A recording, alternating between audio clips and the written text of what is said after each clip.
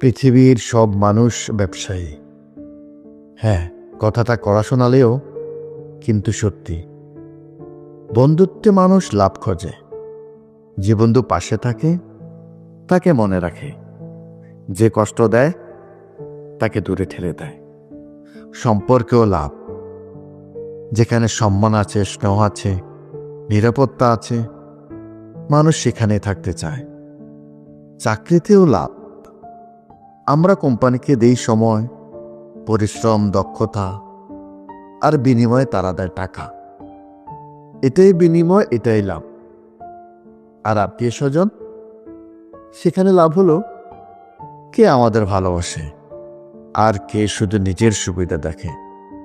সত্যি কথা হলো, মানুষ লাভের জন্যই সম্পর্ক ধরে রাখে।